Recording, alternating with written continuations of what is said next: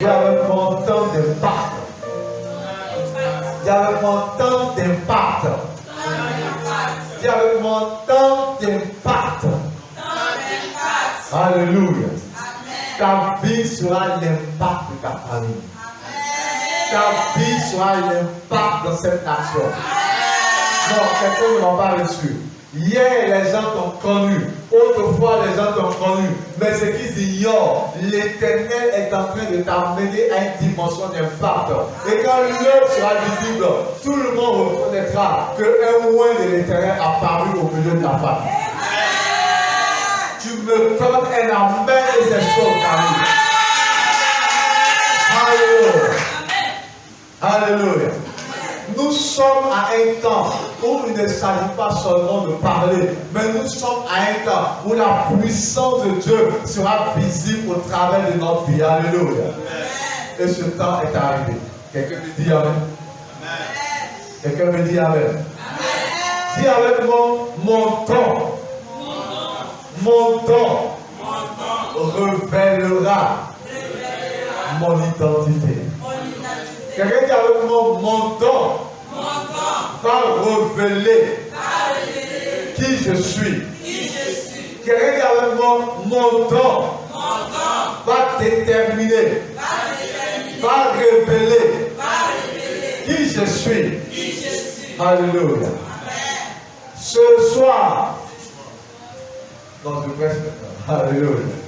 Ce soir, le thème dont je vais te parler est mon temps révélera mon identité.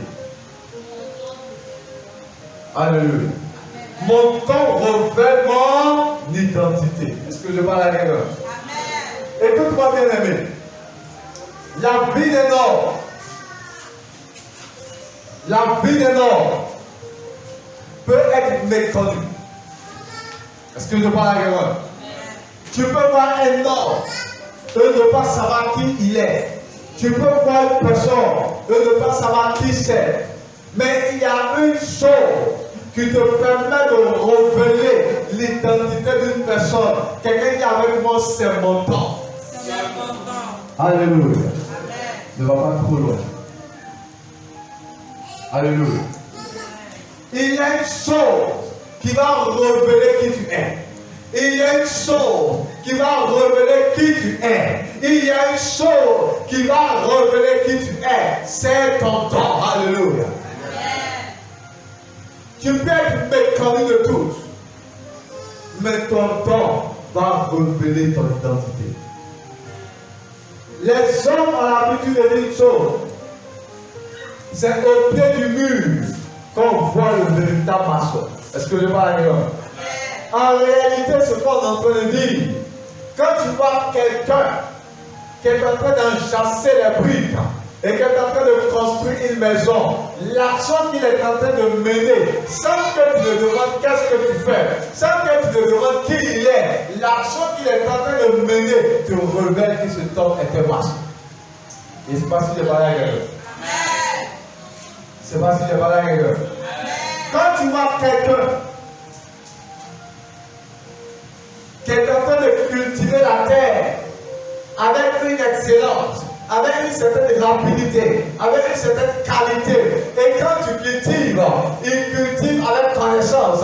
Et ce qu'il cultive, pas de fruits. La qualité que tu vois dans la vie de cet homme n'a pas besoin, tu n'as pas besoin de chercher beaucoup. Mais le temps qui est développé à travers la main de cette personne te montre que ce dernier est un cultivateur.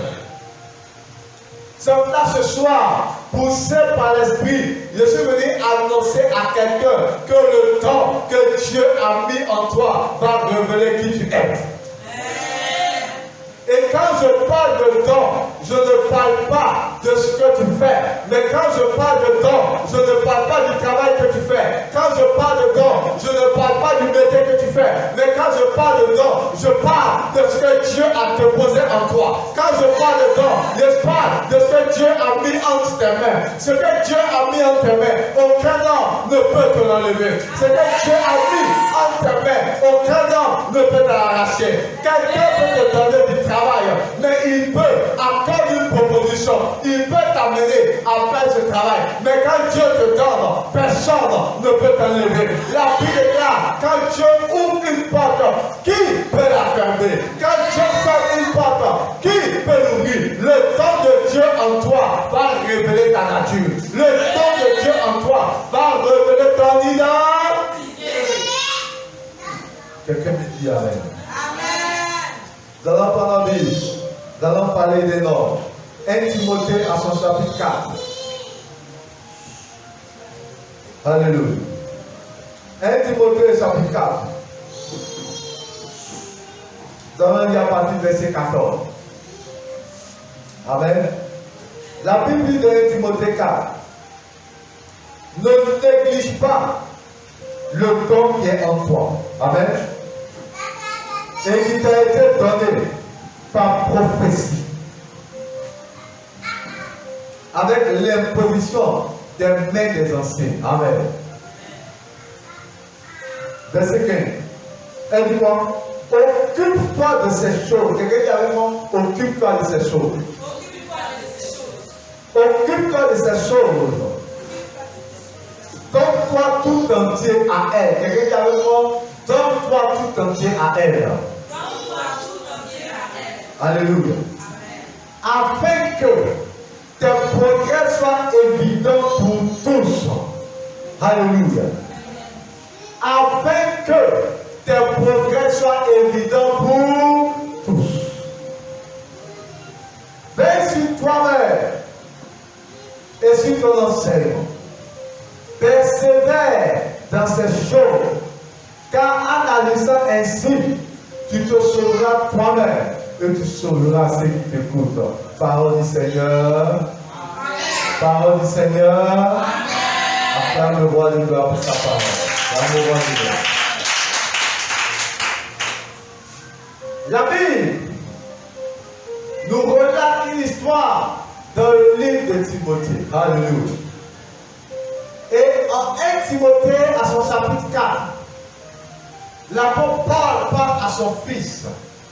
Comme ce soir, par la puissance et par l'autorité de Christ, je parle à mon enfant que tu es. Et il dit à Timothée, ne néglige pas le don de Dieu qui est en toi. Et qui t'a été donné par prophétie, par l'imposition des mains des anciens. Et il dit quoi? Il dit, occupe-toi de ces choses et donne-toi tout entier à elle. Pourquoi? Afin que tes progrès soient évidents pour tous. Est-ce que je parle à elle? Est-ce qu'on en sort? Jésus dit, vous êtes la lumière du monde. Que votre lumière luise. Il dit, on n'allume pas une lampe pour la mettre sur le boisseau. Mais qu'est-ce qu'on fait? On la met sur le chandelier. Afin que quiconque entre dans la maison soit éclairé par la lampe. Je peux la dire? Quand tu allumes une bougie, tu n'allumes pas la bougie pour la cacher sous le seau. Est-ce que je pas quelqu'un? Mais quand tu allumes la bougie, qu'est-ce que tu fais? Tu la mets sur la table. Afin que la bougie éclaire davantage. Et Jésus déclare qu'une ville qui est située sur une montagne ne peut être cachée. Écoute-moi bien, lorsque Dieu choisit un homme, lorsque Dieu choisit un homme, Dieu ne cache pas cet homme, mais cet homme est la lumière, et la lumière ne peut être cachée. Quand Jésus déclare que quand on allume une lampe, on la met sur le boisseau, il est en train de dire que quand le don de Dieu est en toi, tu ne peux pas être caché. Est-ce que je parle à quelqu'un? Sommes là ce soir parce que Dieu t'a localisé. Parce que Dieu t'a localisé. La grâce qu'il a déposée en toi sera révélée au grand jour. Quelqu'un me dit Amen. Le temps va révéler ton identité. Alléluia. L'apôtre Paul parle à Timothée. Il dit, tu es un don. Tu as un don. Occupe-toi de ce don. Prends soin de ce don. Préserve ce don. Et il dit quoi? Donne-toi tout entier à ce don. Ça veut dire, le don que Dieu t'a donné, tu dois le chérir, tu dois l'entretenir. Ne laisse personne te mépriser. Ne laisse personne te négliger. Ne laisse personne négliger le don que Dieu a déposé en toi. Et chaque âme que Dieu a créée et qu'il a placée sur la terre des hommes, à chaque âme, Dieu a donné un don. Il n'y a aucun homme à qui Dieu n'a pas donné de don. Et si tu es vivant ce soir et que tu respires ce soir, Dieu a mis en toi un don. Et le don que Dieu a déposé en toi est un don d'excellence, est un don de grâce, est un don de faveur. Alors écoute-moi bien, entretiens le don, entretiens le don. Et si tu entretiens le don, c'est le don qui va révéler qui tu es.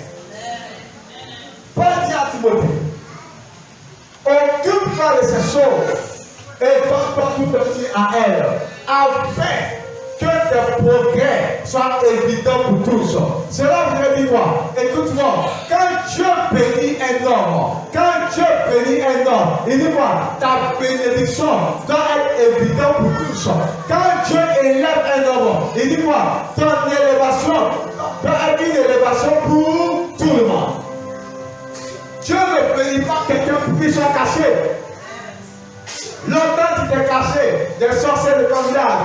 Longtemps tu t'es caché des sorciers de ta famille. Mais le temps est arrivé pour toi de travailler le don que Dieu a déposé en toi.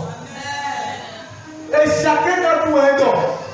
Le don de Kofi n'est pas le don de Atoua. Le don de Conan n'est pas le don de Germain. Mais chacun d'entre nous a reçu un don de la part de Dieu. Est-ce que je parle à quelqu'un? Dieu peut-être t'a donné le don de la prédication de la parole. Entretiens ce don. Ne méprise pas ce don. Quelqu'un voudra te faire croire que c'est parce que tu n'as pas réussi à l'école, c'est parce que tu n'as pas eu de travail que tu es devenu pasteur. Laisse-le parler. Mais toi tu sais que tu le fais parce que Dieu t'a appelé et parce que Dieu a mis en toi ce don. Entretiens ce don. Le fait que Dieu t'a donné un don ne signifie pas que tu as réussi. Mais quand Dieu te donne un don, Dieu t'appelle à entretenir ce don. Quand Dieu te donne un don, Dieu t'appelle à t'occuper de ce don. Quand Dieu te donne un don, Dieu t'appelle à entretenir ce don, à prendre soin de ce don. Et c'est ta capacité à prendre soin de ce don en comptant sur Dieu qui va amener l'élévation, qui va te révéler aux yeux du monde. Car il n'y a aucun homme qui ait pris soin de ce que Dieu lui a donné et qui n'ait été béni par l'Éternel. Est-ce que je parle? Si Dieu t'a accordé le don de la préparation, n'hésite pas à faire un restaurant et prends soin de ce don. N'envie pas celui qui va au plateau, n'envie pas celui qui porte tes vestes, mais dans tes habits, le don que tu as à préparer, entretiens ce don. Ne prends pas ce don à la légère, mais prépare avec soin, prépare avec délicatesse, prépare avec amour. Ne prépare pas pour préparer, ne prépare pas pour dire, comme ce n'est pas moi qui vais manger, c'est pour les gens de dehors, donc je mets beaucoup d'eau dans les dents. Non, mais prépare avec amour, prépare avec soin. Et le don que Dieu t'a donné, si tu prends soin de ce don, la Bible déclare, si tu prends soin de ce don, c'est ce don qui va te révéler au monde. Un homme est révélé au monde à partir du don que Dieu a déposé dans sa vie. Alléluia. Plusieurs souffrent et plusieurs sont pauvres parce qu'ils méprisent le don que Dieu leur a donné. Tu es maçon, n'envie pas l'ingénieur informaticien. Est-ce que je parle à quelqu'un?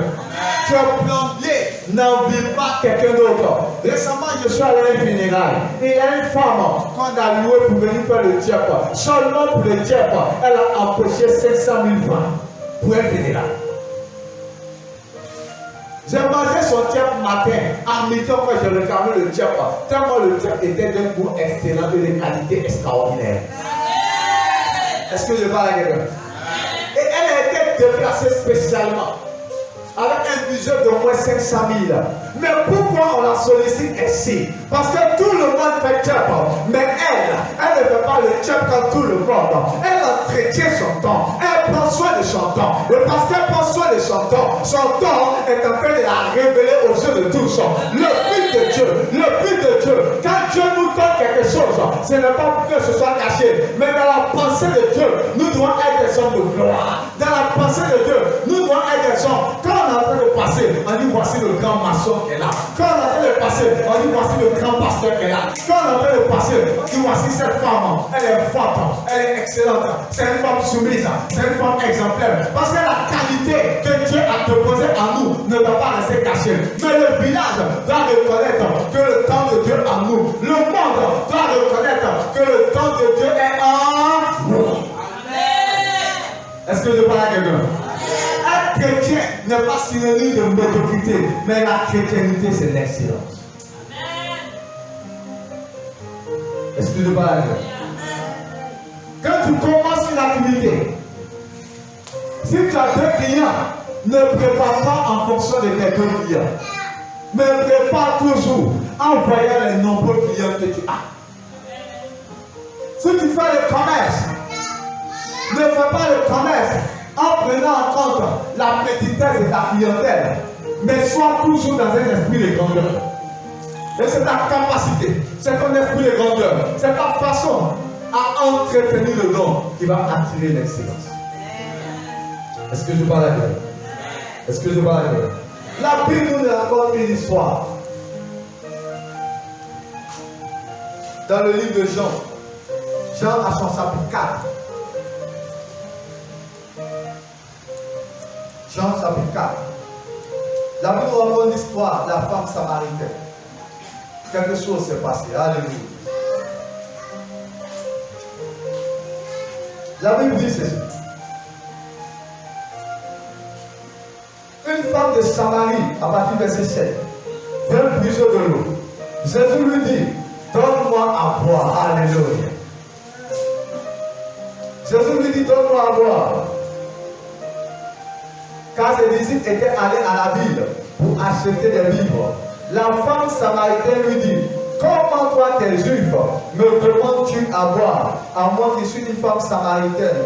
Les juifs en effet n'ont pas de relation avec les samaritains. Jésus lui dit, si tu connaissais le temps de Dieu, alléluia. C'est parce qu'elle ne connaissait pas qui lui parlait. C'est parce qu'elle ne savait pas quel était le don de Dieu qu'elle parlait. Quand quelqu'un ne sait pas ce qui est en toi, il te méprise. C'est parce que quand quelqu'un ne sait pas ce qui est en toi, il te méprise. Il te méprise. Il y a des gens qui sont entrés dans les entreprises.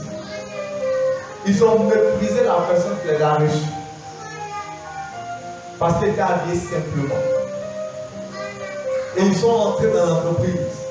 À leur grande surprise, la personne qu'ils ont méprisée est le boss même de l'entreprise. Est-ce que je vais dire là? Quand quelqu'un ne te connaît pas et qu'il te voit habillé simplement, il te méprise. Mais quand quelqu'un te connaît, même qu'il te voit en tapette des 150, il se prosterne parce qu'il sait qui tu es. On ne sait pas si je parle à quelqu'un. Quand quelqu'un. Attends le roi, attends le roi.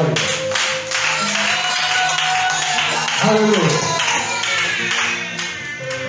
Quand tu ne connais pas quelqu'un, si tu le vois en veste, tu le considères. Quand tu ne connais pas quelqu'un, si tu le vois habillé simplement, tu le méprises. Mais celui qui le connaît, celui qui connaît son pouvoir, quand il le voit, même s'il est dans un attendant, parce qu'il le connaît et qu'il sait lui là qui il est, il ne le méprise pas. Mais quand il le voit, il se prosterne et il le salue. Pourquoi? Parce que l'habit n'enlève pas l'identité de la personne. L'habit n'enlève pas le temps de la personne. On devrait annoncer à quelqu'un, là où tu habites ne peut pas changer qui tu es. Les gens qui ne te connaissent pas vont te dépasser. Les gens qui ne te connaissent pas vont te mépriser. parce qu'ils ne connaissent pas le don de Dieu. Cette femme a méprisé Jésus parce qu'elle ne connaissait pas le don de Dieu. Si elle connaissait le don de Dieu, elle-même, elle aurait cherché à rencontrer Jésus. Elle-même, elle allait chercher la faveur de Jésus. Écoute-moi bien, quelqu'un te méprise, ne pleure pas, ne t'inquiète pas, mais c'est parce qu'il n'a pas encore découvert le don de Dieu qui est en toi. Mais le fait qu'il n'ait pas découvert le don de Dieu qui est en toi n'est pas un problème. Mais toi, travaille le don. Travaille le don. Travaille le don. Et c'est ta capacité à travailler le don qui va amener le monde à te révéler. Alléluia. Alléluia. Ce soir, écoute-moi bien, nous sommes dans un temps d'impact. Amen. Nous sommes dans un temps d'impact. Et Dieu m'a dit de dire au peuple, vous êtes longtemps méprisés. Vous êtes longtemps regardés comme inférieurs. Vous avez vu les autres et vous êtes rabaissés. Parce que tu es entré couché. Parce que tu es dans une petite maison. La valeur de l'homme n'est pas déterminée par ce qu'il porte. La valeur de l'homme n'est pas déterminée par la maison qui l'accueille. Mais la valeur de l'homme est déterminée par le don de Dieu qui est en lui. Aïe, aïe, aïe. Jésus est né parmi les moutons. Jésus est né parmi les moutons. Il y avait les pupilles des moutons. Il y avait les caca des moutons. Il y avait les auteurs qui étaient dans les herbes. Mais les auteurs n'ont pas empêché Jésus d'être le roi de gloire. Et d'ailleurs,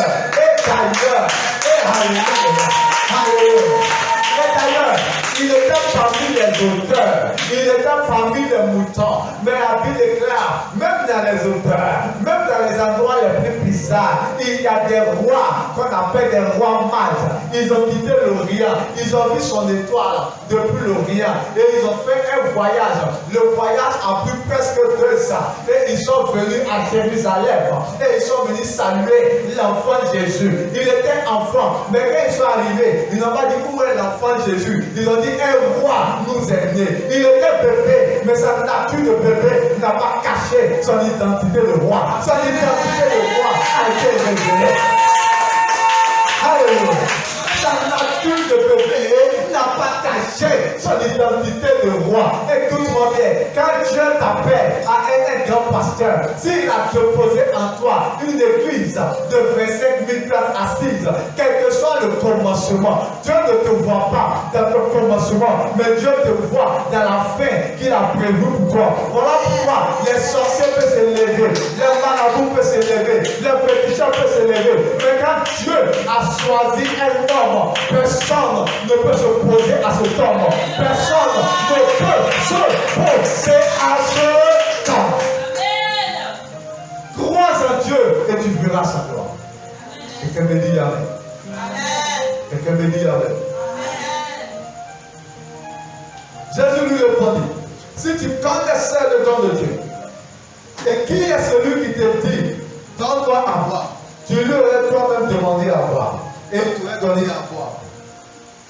Seigneur, lui dit la femme, tu n'as rien pour puiser, et le puits est profond. D'où aurais-tu donc de l'eau vive? Alléluia. Es-tu plus grand que notre père Jacob, qui nous a donné ce puits, et qu'en a bu lui-même, ainsi que ses fils et ses troupeaux? Jésus lui répondit, quiconque boit de cette eau aura encore soif. Mais celui qui boira de l'eau que je lui donnerai n'aura jamais soif. Et l'eau que je lui donnerai deviendra en lui une source d'eau vive qui jaillira juste dans l'éternité. Alléluia. La femme lui dit, Seigneur, donne-moi cette eau afin que je n'ai plus soif. Amen. Et que je ne viens plus puiser ici. Alors Jésus va lui dire, la femme parle de Jésus, parle de l'eau. Et la femme aussi parle de l'eau. En réalité, Jésus ne parlait pas de l'eau, mais Jésus parlait de l'eau de la femme.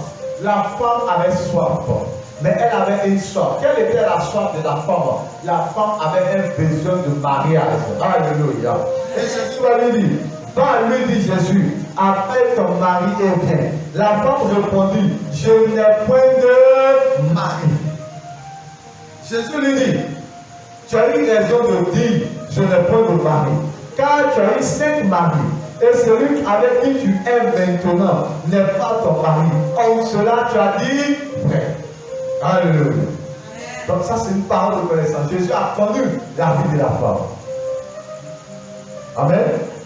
Maintenant, la femme lui dit, Seigneur, lui dit la femme, je vois que tu es prophétesse. Seigneur, lui dit la femme, je vois que tu es prophète. Oh, quelqu'un acclame le roi de Dieu. Quelqu'un acclame le roi de Dieu. Écoute-moi. Écoute-moi. Cette femme parlait avec Jésus. Elle appelait Seigneur. Pas Seigneur Dieu, mais Seigneur comme un maître. C'est le signe de respect. Amen. En vrai, les femmes soumises appelaient les hommes mon Seigneur. Mais elle ne savait pas que celui qui lui parlait était le Seigneur des Seigneurs. Elle ne savait pas que celui à qui elle parlait était prophète. Elle ne savait pas que celui à qui elle parlait était le Messie. Donc elle parlait à un homme juif. Est-ce que je parle à quelqu'un? Et tant que dans son esprit, elle parlait à un homme juif, elle avait une manière de lui parler. Mais lorsque Jésus lui a dit, va appeler ton mari, elle a dit, Seigneur, je n'ai pas de mari. Alléluia. Elle a dit, Seigneur, je n'ai pas de mari. Jésus lui a dit, moi, en cela, tu as dit la vérité. Pourquoi? Parce que tu as eu 5 maris. Ça n'a pas marché. Et le 6e, avec lequel tu es actuellement là, ce n'est même pas ton mari. Donc la femme était surprise. Parce que Jésus est Dieu. Jésus ne la connaît pas. Mais comment se fait-il que Jésus sait ces choses? Si Jésus sait ces choses, cela voudrait dire que c'est un prophète. Mais qu'est-ce qui s'est passé? Jésus a manifesté un don. Quel est ce don? Le don de la parole de connaissance, qui est un don révélé par les prophètes. Et le don que Jésus a manifesté a permis à la femme de savoir qui il est. C'est ça ce soir, je dis à quelqu'un, ton don va révéler qui tu es. Ton don va révéler qui tu es. Ton don va révéler qui tu es. Alléluia. Avec Dieu, on ne t'a pas pour chose. Ce qu'il t'a donné, il te l'a donné. Alléluia. Il y a un homme. Il avait un frère, il était lié à son frère. Et il y a eu une crise dans le pays dans lequel ils étaient. Et son frère et lui ont été séparés. Et il a eu moins de chance que son frère. Ce temps a galéré. Ce temps a connu des moments difficiles. Au point il a fait des années sans se raser la barbe, ni s'enlever les cheveux. Mais ce temps avait un temps. Il écrivait. Donc il avait avec lui des livres, des cahiers. Et il écrivait chaque jour. Et les gens passaient. On le regardait et on le traitait de fou, on le traitait d'inconscient, on le traitait de quelqu'un qui avait un problème mental. Mais une fois en passant, une femme a été impressionnée par le fait qu'il écrivait et sa curiosité l'a poussée. Elle s'est approchée de cet homme et elle a pris son cahier, elle a commencé à lire et elle s'est rendue compte que ce qu'il écrivait était des poèmes, étaient des histoires merveilleuses et intéressantes. Et elle a demandé la permission à cet homme si elle pouvait poster ses histoires. Et elle a pris ses histoires, elle a commencé à poster ses histoires sur le net.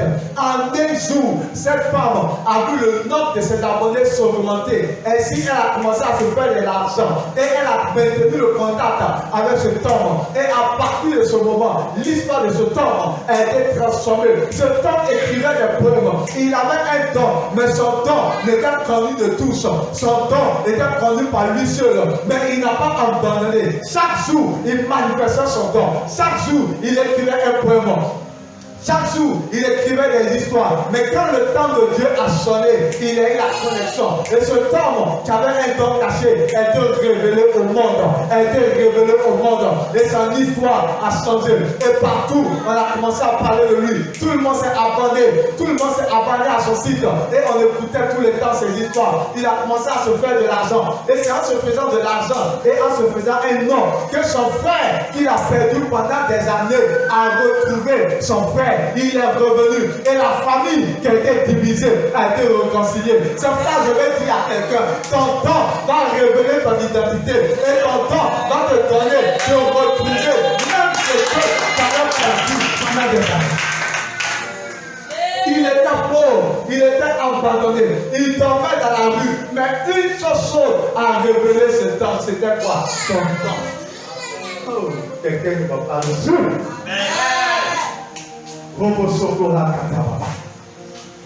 Son temps. Les hommes de sa génération avaient réussi, mais on ne les connaissait pas. Lui, il était dans la misère. Il était méprisé, il était abandonné. Le diable lui a volé sa richesse, le diable lui a volé sa famille, le diable lui a volé sa maison, le diable a condamné dehors dans le froid. Mais le diable a commis une erreur, il n'a pas pu tuer cet homme. Voilà pourquoi je veux dire à quelqu'un ce soir, si tu as envie, c'est une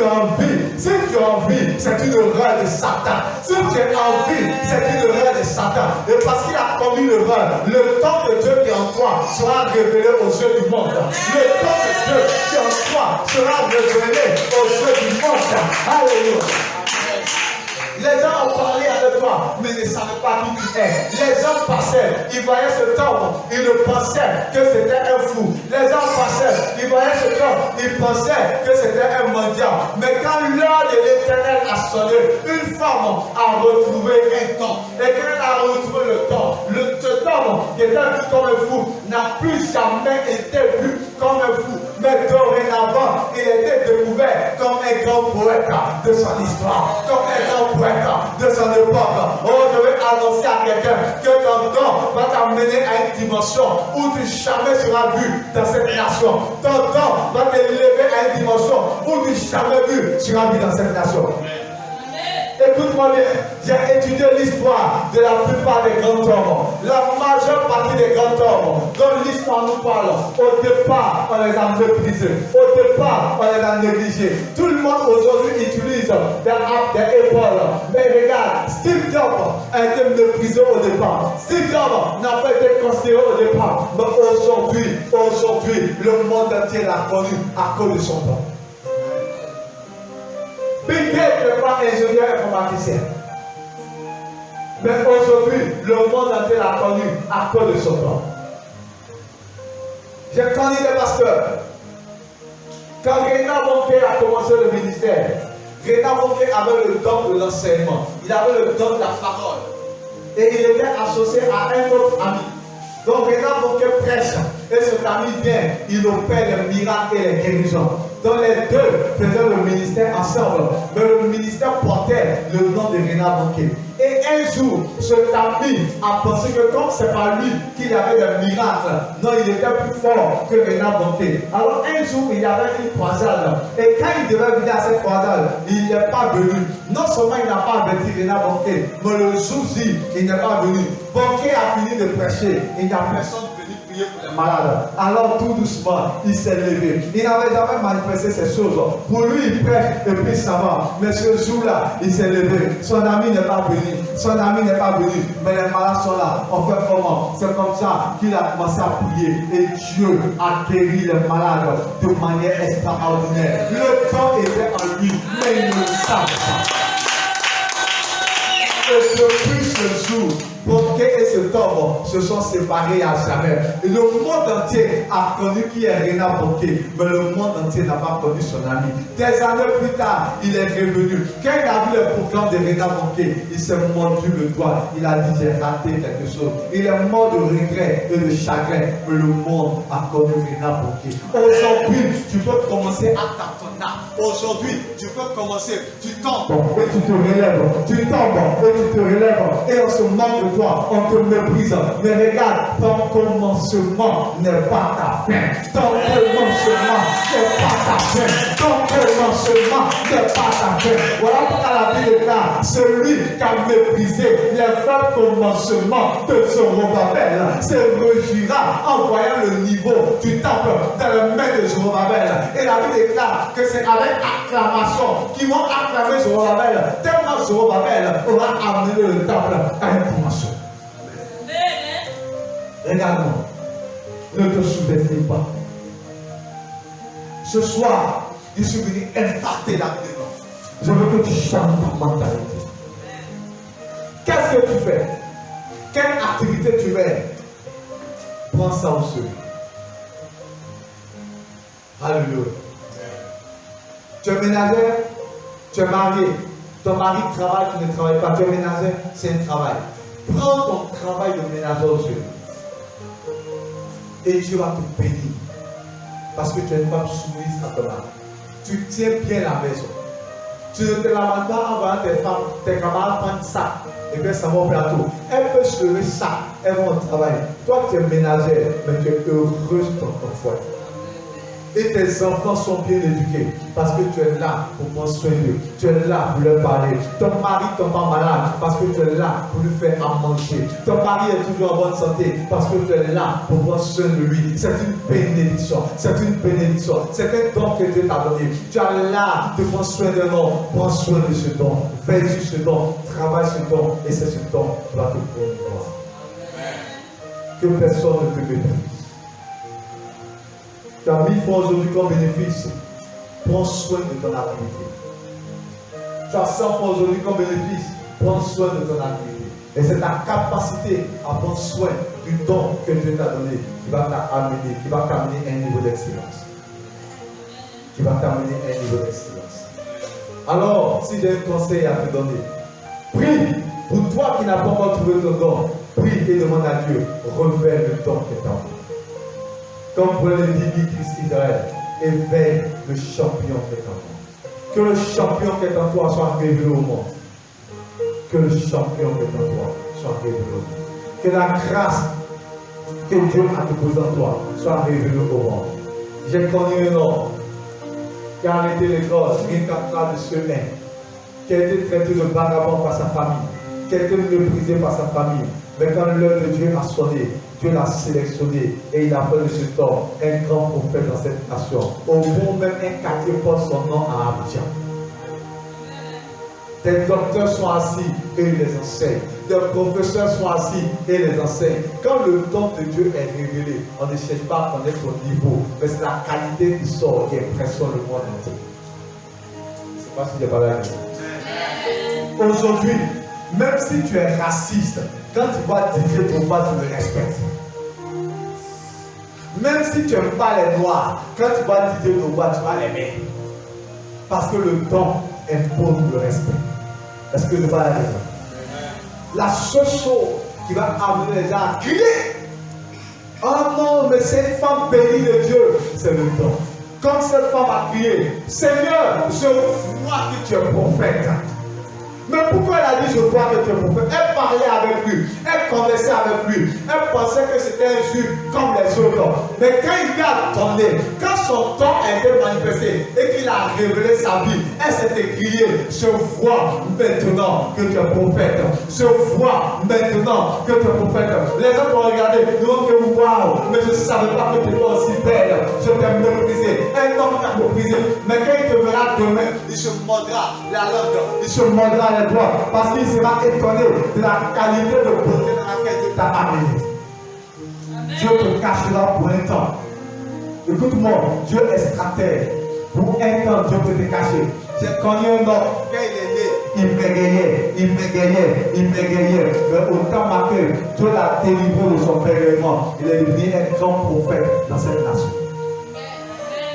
S'il parlait bien, on allait le tuer parce qu'il y avait trop de sorciers dans la famille de son papa. Et son père était musulman, il ne pouvait rien pour le sauver. Donc Dieu l'a caché. Donc il y a des choses que tu vis. Tu peux être là, un de toi tu tombes malade. Par moment tu penses que tu es maudit et que Dieu t'a abandonné. Écoute-moi, pour un temps, Dieu peut te cacher. Et que quand le temps arrive et que tu es connecté au prophète que Dieu a établi sur ta vie, tu réalises que tout commence à bouger pour toi.